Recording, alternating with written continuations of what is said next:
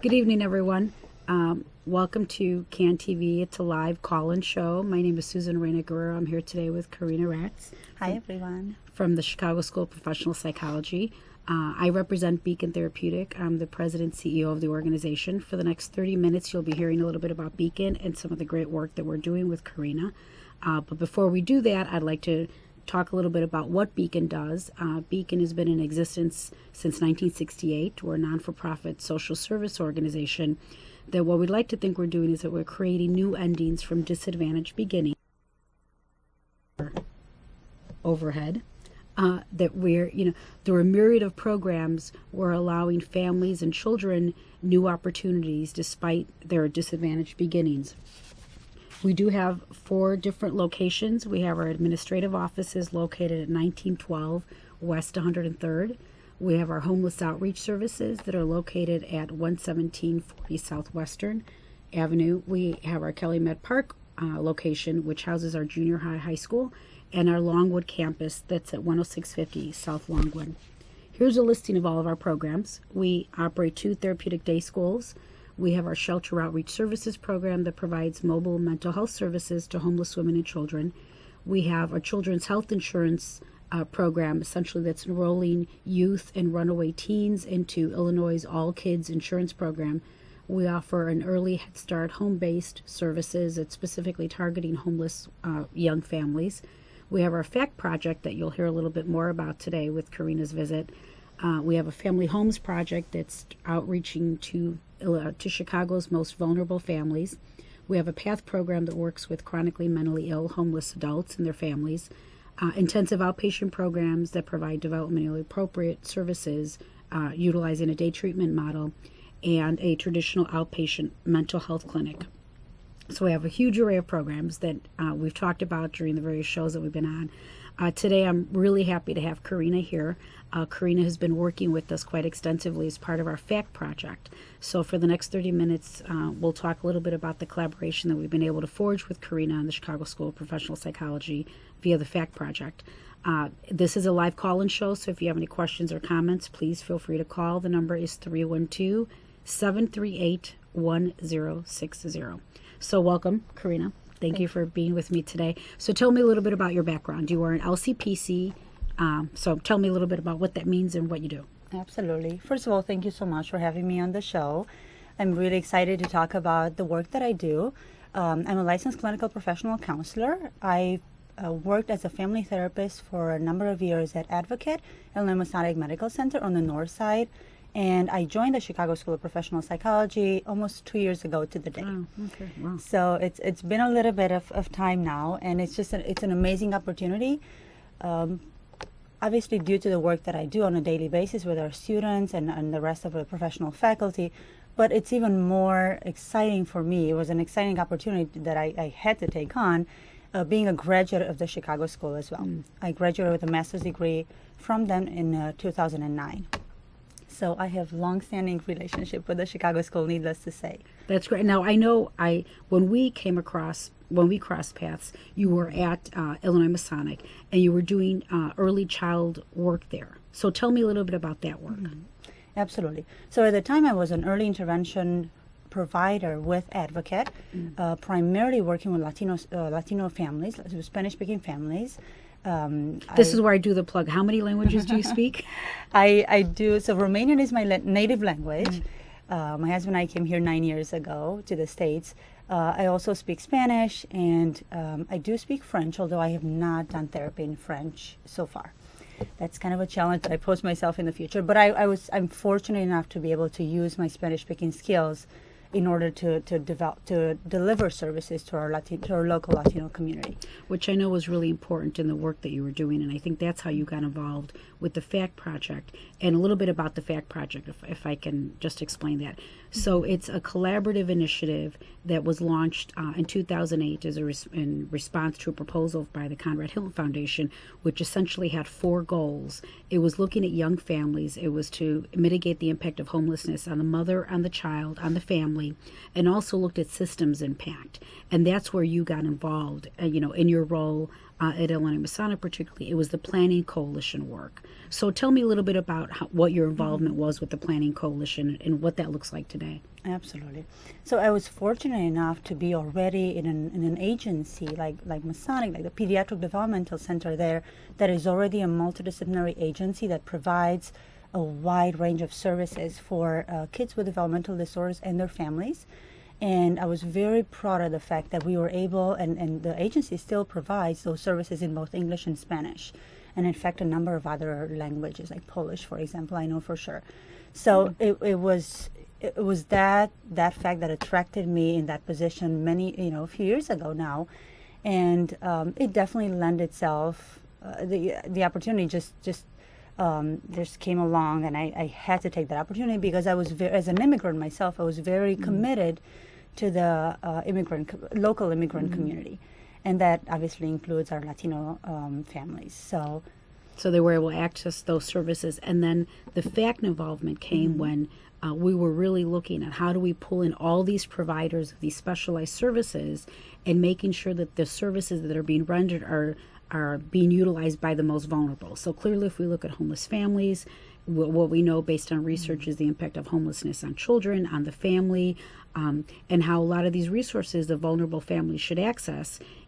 It makes it even harder when you're homeless. So I know that's how you got involved. Exactly. And so since then, you've been working on one of the specific work groups that are part of the FACT Planning Coalition. And can you describe what is that work group that you're working on? That is correct. So the work group that I chose to dedicate most of my time in the coalition for is the Specialized Children's Needs group that was really born, and this is something that I was really passionate about, and I still am to this day, even though we're talking about it 4 years later. It really came from some of the priorities that our clients, that the families that we were serving, that the FACT team was serving and still does nowadays, right? But the work that we were doing came directly from the needs that the families were expressing. For example, the need to assess the family as a whole, to treat the family as a whole. And when we realized that we were running into developmental concerns for kids really early on, that we knew as a therapist, I knew right away, we have to address those. And obviously do that in a meaningful and mindful way, given the situation that the family was currently in that they were experiencing homelessness at the time, or they were looking for more stable housing. So while being sensitive to those needs, we realized really early on within the coalition that we had to prioritize those developmental needs. And that's something that just came natural as a provider and as a firm believer that early intervention matters. So the goal is to identify the needs early on, provide the resources and the services, and either to get the kids, where they should be, or continue them on the services they're going to need long term. And what we found in some of the outcomes for FACT is that initially when we assessed the children, there were some delays, but then over a brief period of time, those delays subsided and the children got back on track, or they needed ongoing services. And then at that point, at that stage is connecting them with, Chicago Public Schools or whatever other systems. But again, we know what homelessness does on child's development or a child's cognitive development, physical and developmental. And so being able to intervene early is really important. And I know part of what the FACT Planning Coalition has done is also doing some trainings. I mean, we talk about mobilizing systems, and I know the Chicago School of Professional Psychology recently hosted one of those trainings. I'm actually going to put some information on the Chicago School of Professional Psychology. But describe a little bit about the recent training that occurred.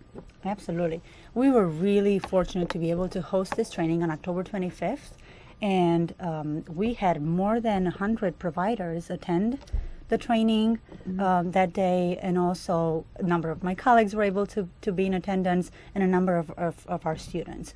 So and this was a follow-up training to a training we organized in April 2010 that was very similar in nature, where we had providers from both sides of the aisle, if you will, both homeless service providers as well as early intervention providers came together and really learn about each other's, about the services that that they each provide. And it was heartwarming to see this full room, this room full of people, of professionals that have dedicated their time and are dedicating their time on a daily basis to serving our families. So it was just really, really heartwarming to see them. It was great to see all the energy and I think all the ideas. And I think this is where everybody can learn from each other. Because I know there were some great ideas that some of the students and some of the early intervention providers were bringing forth, like, oh, we hadn't thought of that. And I think in this climate where there's such, there aren't a lot of resources out there, and I think making sure that the resources that are available are getting to the people that need it most is so important nowadays. And I think that's why these kinds of trainings and these kinds of cross-fertilization is really important, so that early intervention providers who should be targeting the most vulnerable are getting to them, and homeless providers who are seeing some of the most vulnerable are connecting them with the early intervention providers so that the right kids are getting the right services. So, and you mentioned this is a follow-up training. So part of what the Fact Planning Coalition has been doing is trainings.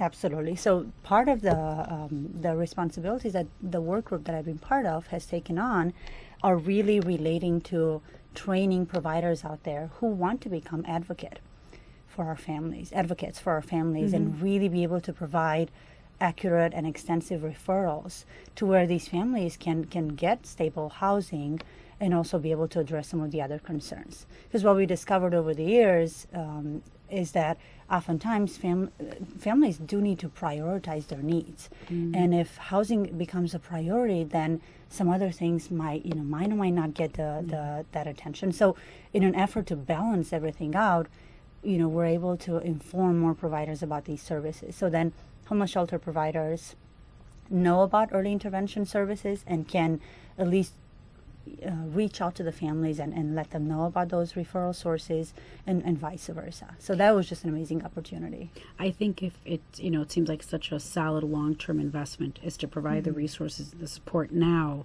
to really have long-term impact, whether it's repeat in homelessness or long-lasting delays that become so intractable that it becomes overwhelming for the family and for everyone. So, I mean, clearly we're talking about partnerships. Absolutely. And I think, this partnership with the Chicago School of Professional Psychology, I mean, I know you've done some other things too, because you teach classes.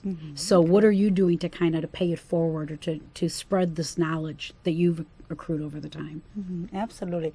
For the last almost 2 years since I've been at the Chicago School, I was fortunate enough to also have the opportunity to teach a few courses, although those are not my primary responsibilities. I'm primarily in charge of training of internships for our current graduate students.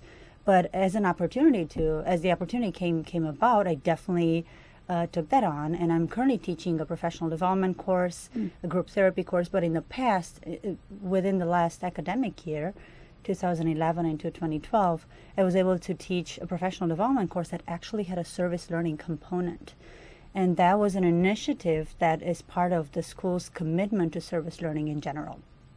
So that was a grant, an internal faculty grant that was awarded to me. And I was able to take advantage of that and bring my 9 advisees into the different shelters I was going into to do the presentations with one of my colleagues. So it was just an amazing opportunity for them to become aware of the realities that are out there, and also to be able to feel like they can make a difference upon graduation. And I'm excited to say that I'm actually going to be seeing them graduate this coming July. So it's really exciting. Our program is a 2-year program, so we see our students grow and move on right away. And I'm really proud of them and excited. Class. That is really cute. It is going to be exciting. Well, and I think the important value to that is trying to instill in students now the need to commit and the need to make sure that they're responding to the needs that are out there in whatever way it is. So hopefully you've exposed these advisees to this whole shelter environment, and maybe that'll spur some interest on a go forward basis, or an awareness that there's a special population out there that really needs to be considered, whatever setting there are. So if they go to a regular outpatient mental health clinic, perhaps, how are they engaging those vulnerable families that aren't really high need families, but that aren't coming to their doorstep? What can they do to engage those families that are more difficult and that are very high need in the end? Exactly. And at the end of the day, as counselors or social workers or psychologists, right, our first priority, our first responsibility is the well-being of our clients. And the way I describe this to my students is that in order for us to be efficient as therapists, we need to reach the client and we need to meet the client where they're at. And looking back at some of the cases, some of the clinical cases I had prior to joining the Chicago School and taking on more academic responsibilities, in a way, I remember some of the families that I used to work with, and I knew at the time that I couldn't let anything get in the way of my services to them.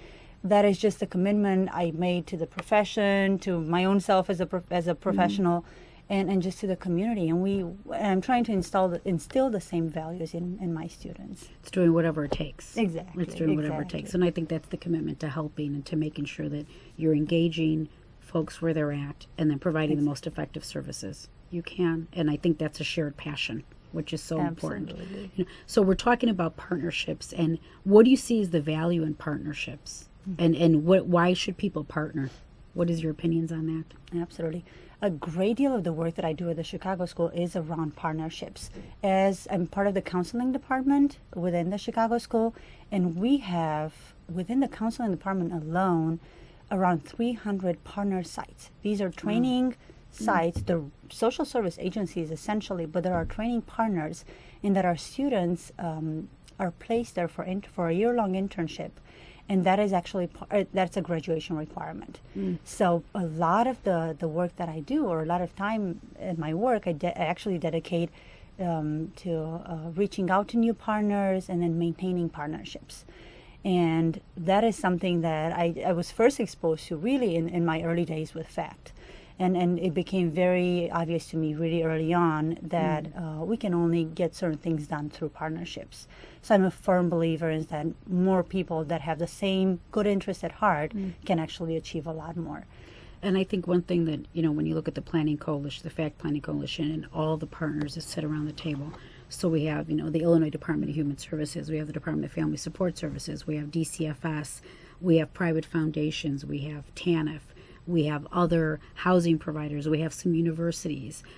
We really have a broad array of folks that are sitting there. And I think when we talk about systems integration, it's really identifying all the systems that are impacted, that can impact the lives of homeless families in this case, and bringing them all together to talk and to really be able to understand what everybody has that they could put in the middle of the table to benefit the family, and then looking at what are the barriers that each system has in order to access the services. So you're talking about partners in terms of providing rich learning opportunities for your students, which is so essential, but it's the parallel process and making sure that all the partners are kind of have the same shared vision and mission. Absolutely. And what I discovered throughout the years is that we have, as long as we have our clients' best interest at heart, we know we're gonna make a difference.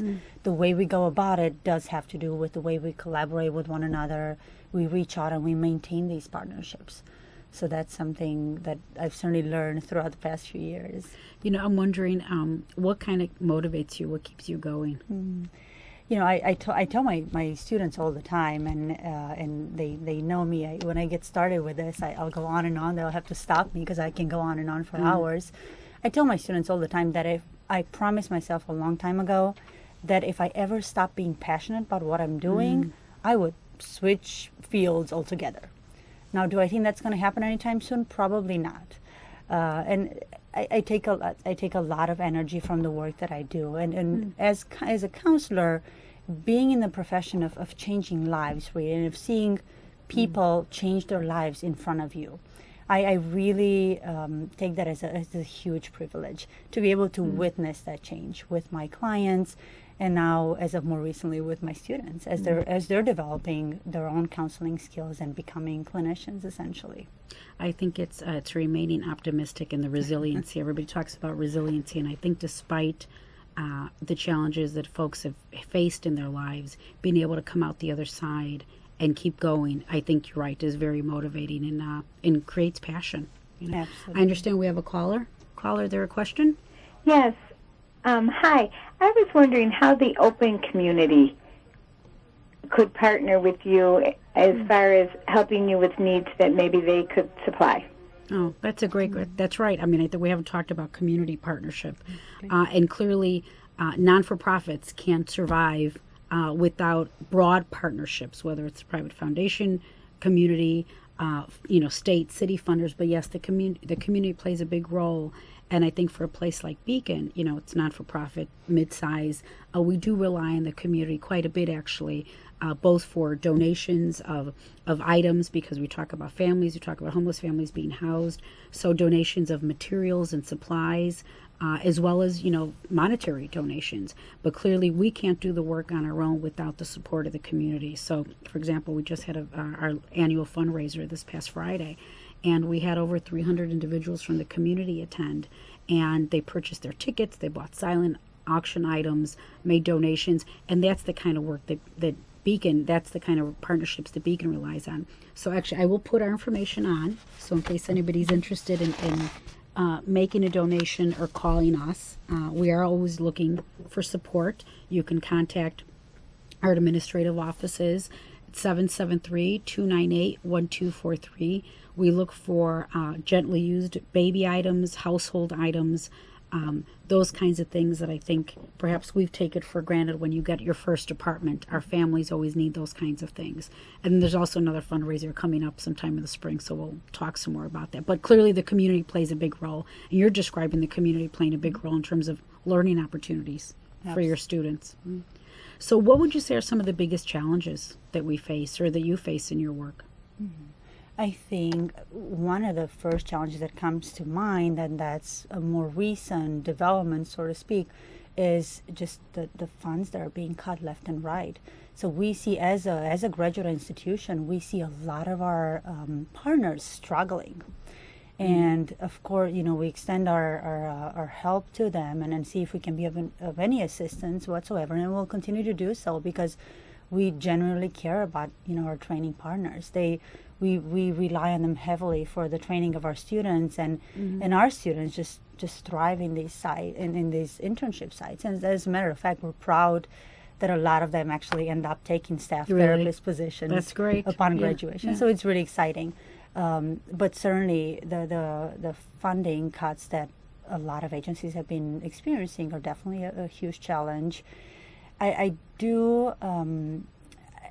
was thinking about about creative ways to deal with these funding cuts, and I firmly believe that, and as a provider and as an educator, that the more we're going to take a creative approach in how graduate institutions that are developing new clinicians and social service agencies that are hurting a lot of times, or certainly more recently, if we can get together more often, reach out to one another, and develop creative ways to be able to fill those needs. There's undoubtedly the same amount of need for mental health services. As a matter of fact, as a provider, I'm very much aware of the barriers that get in the way for a lot of clients to actually access services. So I firmly believe that the more creative we get in our approaches to fill those needs, to fill those gaps, to still ensure continuity of care, I think the better off our clients will be. I think, when I always think of leverage, how everybody can leverage their resources better. And I think that's, you're right, I think at the university level, I think that would be important too, to everybody to kind of look and see who the partners are that are out there and how everybody can bring their resources, as I said earlier, put them all on the table and see what's there and see how things can be better used to avoid duplication, and making sure that the right folks or the right, the right people are getting the right services. And I think that's, people talk about right-sizing budgets or making sure that the folks that need the services are getting the services, and trying to dispel, the fears that people have that people are taking advantage of things or whatever. So we are concluding our show. Thank you, Corina, so much for being here today.